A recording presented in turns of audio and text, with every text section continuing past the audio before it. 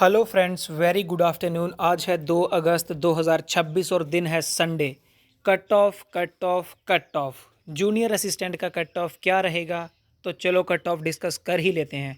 Multiple comment receive होने के बाद मैंने सोचा था कि 15 दिन वेट करेंगे जम्मू की टाइपिंग कंडक्ट होने का, उसके बाद जो है एक कट ऑफ पे एनालिसिस देंगे। लेकिन स्टिल बहुत सारे कमेंट रिसीव होने के बाद आज हम फाइनली कमेंट में जो रिसीव हुआ है हमें उसके अकॉर्डिंग कट ऑफ डिस्कस करने जा रहे हैं। विदाउट वेस्टिंग अवर टाइम हम जो है कट ऑफ को डिस्कस करना स्टार्ट करेंगे। लेकिन उससे पहले अगर आपके मार्क्स जो मैं कट ऑफ बताऊंगा उससे कम है तो आपने फिर भी जो है होपलेस फील नहीं करना है। जो एग्ज़ाम क्यू में है, JKPSI, FAA और इंस्पेक्टर का जो कंक्लूड हो गया है उनका क्या इम्पैक्ट होने वाला है, सारा कुछ वीडियो में डिस्कस करूंगा आपके साथ। और आपके लिए अच्छी न्यूज़ है, बहुत कुछ अच्छा होने वाला है अगर आपके मार्क्स कम भी होंगे तो। विदाउट वेस्टिंग अवर टाइम चलते हैं वीडियो की तरफ, ठीक है? तो वीडियो को लाइक नहीं किया तो लाइक ज़रूर करिएगा, ठीक है? तो लेट अस स्टार्ट। देखो फ्रेंड्स, सबसे पहले हम डिस्कस करेंगे ओपन मेरिट का कट ऑफ, ठीक है? यहाँ पर मैंने आपके लिए जो कट ऑफ ओपन मेरिट का डिज़ाइन किया है दैट इज़ 54 से 57 के बीच, ठीक है? 54 से 57 के बीच रह सकता है और इसमें वेरिएशन रह सकता है प्लस माइनस 2 मार्क्स का, right? Total vacancies open merit की 170 हैं, 170 वैकेंसी हैं, ठीक है? और हॉरिजेंटल रिजर्वेशन का जो है कंसेप्ट दिमाग से हटा दो। लास्ट टाइम 306 पोस्टें थी, सिर्फ 2 बच्चे हॉरिजेंटल रिजर्वेशन से सिलेक्ट हुए थे। जिस किसी आइटम नंबर में 10 से कम पोस्ट होगी वहाँ पे कोई भी पोस्ट जो है हॉरिजेंटल रिजर्वेशन वाले को नहीं जाएगी, ठीक है? At least 160 post for pure open merit competition, right? तो 54 से 57 जो है ये किसका कट ऑफ बता दिया मैंने आपको, ओपन मेरिट का। लेकिन स्टिल 53 वाले भाई वीडियो देखता रहे, अभी यहाँ से डिस्कनेक्ट होने की नीड नहीं है। तो नेक्स्ट मूव करते हैं हम अपनी अदर कैटेगरी की तरफ। नेक्स्ट कैटेगरी कौन सी है, राइट? नेक्स्ट कैटेगरी है भाई RBA। अब RBA में टोटल 21 पोस्टें हैं, ठीक है? और RBA का कट ऑफ मेरे अकॉर्डिंग 52 से 55 के बीच में कहीं रह सकता है, ठीक है? ऐसा नहीं है कि इससे कम नहीं हो सकता है, प्लस माइनस 2 का वेरिएंस रह सकता है। RBA का कट ऑफ भी जो है 52 से 55 के बीच में रह सकता है। और जब जो परमुटेशन मैं बताऊंगा आपको किसके बाद, फा के बाद, JKPSI के बाद, उसके बाद क्या पता ये 50-51 भी आ जाए, 50-51 भी आ जाए, तो ठीक है? You still have to be very patient, ठीक है? लास्ट में वो मैंने चीज़ें रखी हैं आपके लिए जो आपको बताएंगी कि कैसे जो है लोअर मार्क्स वाले की भी गेम सक्सेसफुल हो सकती है, ठीक है? RBA का बता दिए 52 से 55 के बीच। उसके बाद जो नेक्स्ट हमारी कैटेगरी है जिसकी मैं बात करने वाला हूँ, इसकी पोस्टें बहुत कम है, ठीक है? ALC IB, ठीक है? और ऐसा होता है कि मतलब जब कोई वैकेंसीज का नंबर बहुत ज़्यादा होता है ना, वहाँ पे होता है कि सडन ड्रॉप आपको कट ऑफ में देखने को मिल सकता है OMN के कंपैरिजन में, ठीक है? लेकिन जब पोस्ट कम बहुत है ना तो उसमें क्या होता है कि क्या पता पाँच बंदे आपको ALC IB के मतलब ओपन मेरिट के बाद पहले 100 रैंक में ही मिल जाएं, ठीक है? तो ALC IB का कट ऑफ 50 से लेके 53 के बीच रह सकता है और इसमें भी जो है प्लस माइनस 2 मार्क्स की वेरिएशन रह सकती है, ठीक है? और आप जो है वीडियो को लास्ट तक देखते रहो। नेक्स्ट मैं आपको बताऊंगा कि कैसे कैसे आपको जो चेंजेस आ सकते हैं। उसके बिना जो OBC कैटेगरी है, OBC कैटेगरी की टोटल पोस्टें 17 हैं और इनका कट ऑफ रह सकता है 49 से 52 की रेंज में, प्लस माइनस 2 रह सकता है इसमें। और शायद ये माइनस भी रह सकता है, -2 और +1 भी हो सकता है, ठीक है? उसके बाद OBC की 17 पोस्ट हैं। उसके बाद जो नेक्स्ट कैटेगरी है आइए उसके ऊपर बात करते हैं, ठीक है? उसके बाद जो नेक्स्ट कैटेगरी है EWS, ठीक है?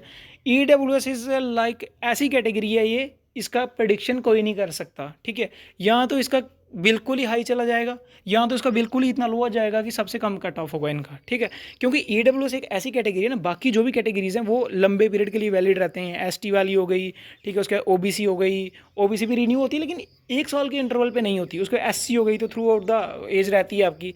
लेकिन EWS अगर आप इस साल EWS हैं तो अगले साल क्या पता आप EWS नहीं रहें, ठीक है? तो ये उस पर डिपेंड करता है, number of EWS certificate generated in a year, ठीक है?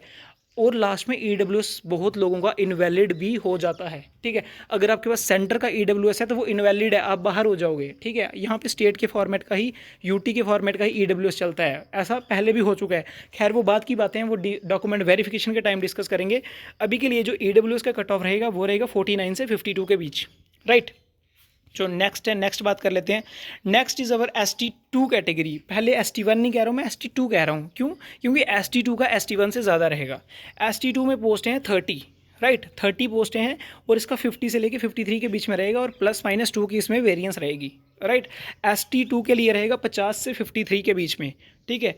उसके बाद चलिए नेक्स्ट बात कर लेते हैं। नेक्स्ट है ST1। ST1 का 46 के बीच, 46 से 50 के बीच में कहीं फॉल कर रहा होगा, ठीक है? कट ऑफ ST1 का। लेकिन जब वेटिंग लिस्ट आएगी ये क्या पता कहाँ पहुँच जाएगा, कितना नीचे जाएगा। 46 से 50 के बीच में ST1 रहेगा और +-2 हो सकता है, मतलब रोस्ट केस सिनेरियो में 52 से ऊपर नहीं जाने वाला, इसका मतलब ये है +-2 का।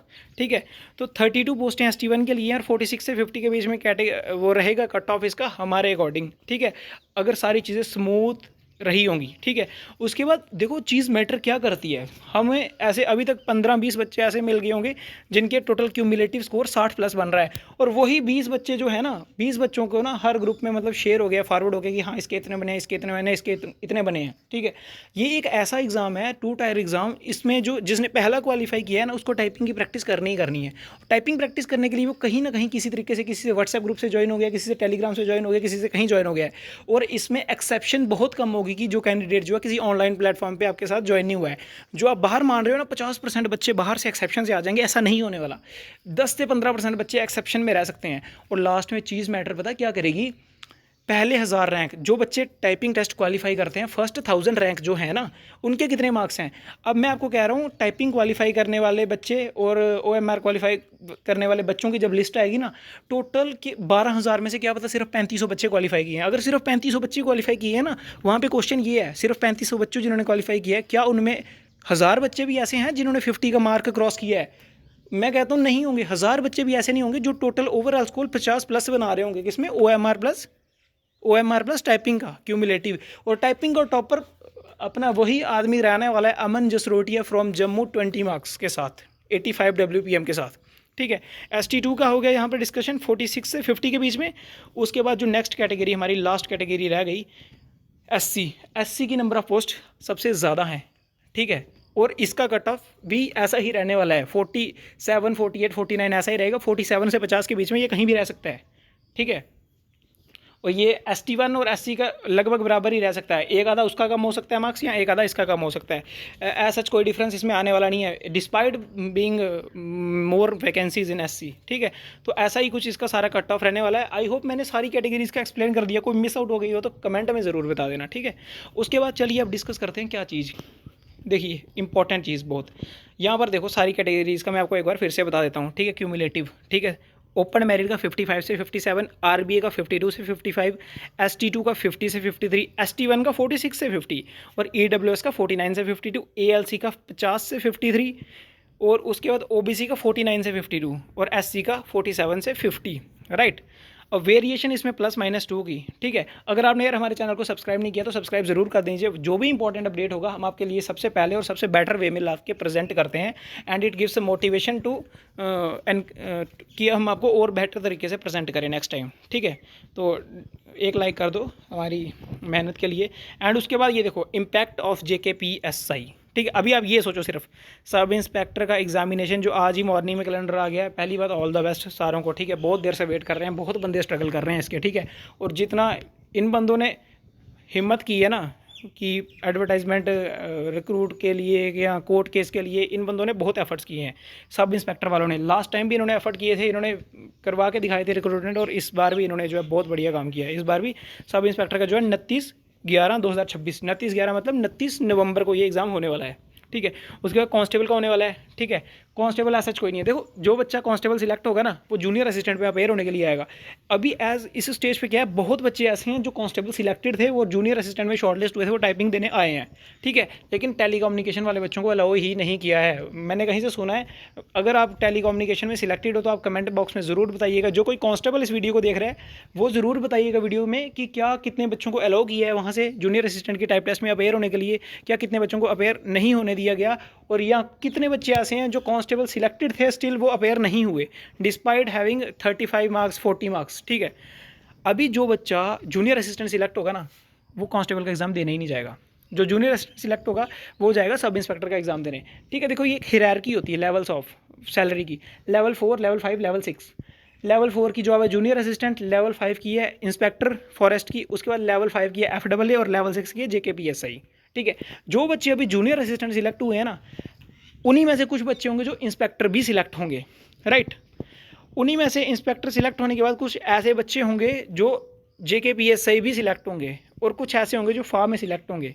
ठीक है, ये ऐसा नहीं है, देखो जो जूनियर असिस्टेंट में सिलेक्ट हो गया वो फार्म में भी सिलेक्ट हो गया और वो JKPSI में सिलेक्ट हो गया, वो सिर्फ वेटिंग लिस्ट क्रिएट करवाएगा, वो सिर्फ एक उस बच्चे को चांस नहीं देगा जूनियर असिस्टेंट लग जाएगा कोई, वो फा वाले के लिए भी एक सीट वेकेट करेगा, वो उसमें जाएगा। जब इन सारों की साइमल्टेनियसली एग्जामिनेशन प्रोसेस चल रहा है ना, तो 1 साल तक वेटिंग लिस्ट रिवाइव होती रहती है।